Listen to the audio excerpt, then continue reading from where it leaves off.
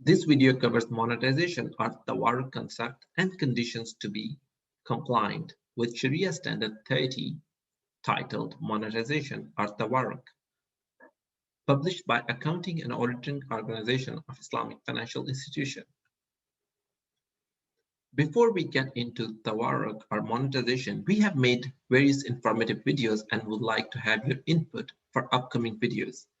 Leave a comment or email us the topic of your choice within Islamic banking and finance, of course, and we will prepare a video covering most recommended topic. Monetization of Tawarruq. Accounting and Auditing Organization of Islamic Financial Institution has published a Sharia Standard 30 titled Monetization or Tawarruq. The standard defines monetization or Tawarruq as a process of purchasing a commodity for a definite price determined through musawama or bargaining or murabaha or markup sale and selling it to a third party for a spot price so as to obtain or generate cash.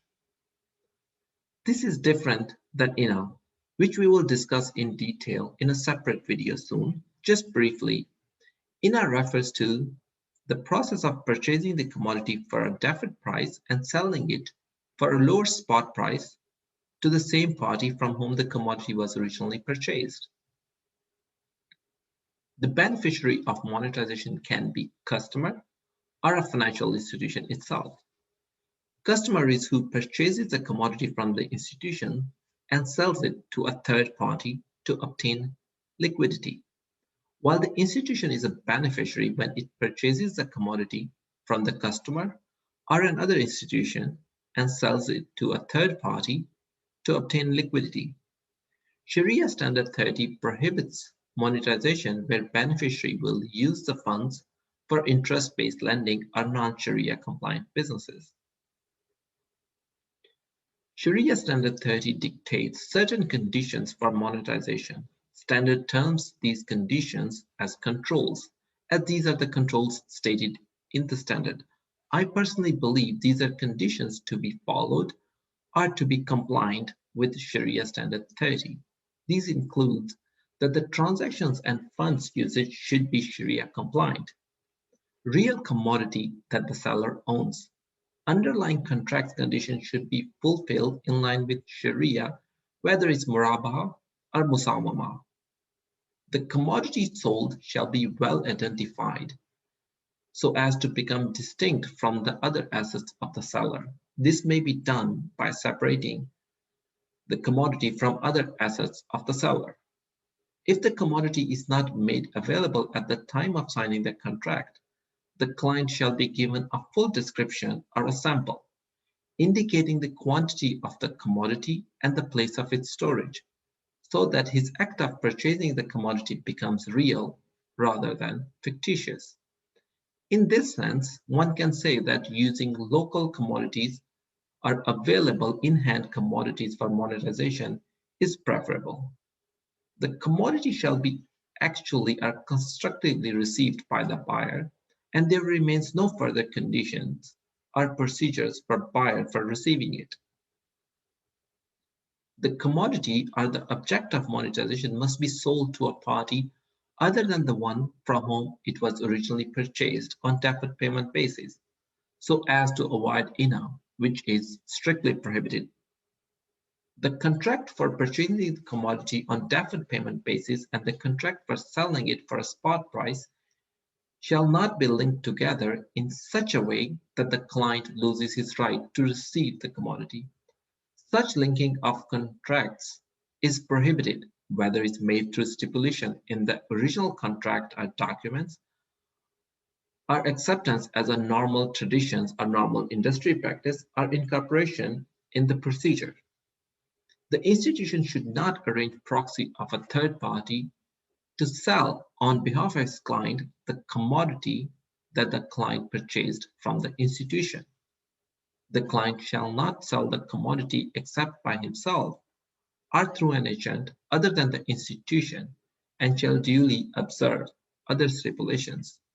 The institution shall provide the client with the information that he or his appointed agent may need for selling the commodity.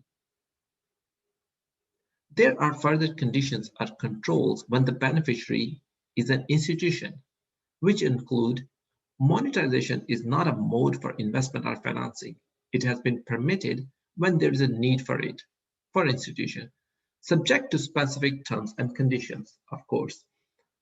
The institution shall not use monetization as a means of mobilizing liquidity for their operations and exert no effort for fund mobilization through other modes such as murabaha, mudarba, investment agencies, sukuk, investment funds, and similar. The institution shall resort to monetization only when it faces the danger of liquidity shortage, which could interrupt the flow of its operations and cause losses for its clients. The institution shall avoid proxy in selling the monetization commodity, even if proxy is to be arranged with a third party. In other words, institutions should use their legal entity for selling the monetization commodity, though using brokers for this purposes is permissible. To understand monetization of Tawarruq, let's visualize the whole concept how monetization works. Let's say a customer wants to generate cash or liquidity. He finds a seller who is selling a commodity and willing to enter into a deferred payment arrangement. The contract is signed. The seller transfers the commodity to the customer in line with the deferred payment contract. The customer finds a buyer for the commodity who is willing to pay a spot price. The customer receives the spot price payment, higher or lower than the purchasing price, and transfers the commodity. At a later date, based on the deferred payment contract, the customer transferred the price funds to the seller. That leaves the customer with the liquidity for the time between the receipt of funds and the payment to the seller. And this is how the monetization works. Basically, it generates liquidity for short term or temporarily for the customer. Thank you very much for watching. If you have any questions, please email us or subscribe to our channel for upcoming videos. Thank you very much for watching today. Bye for now.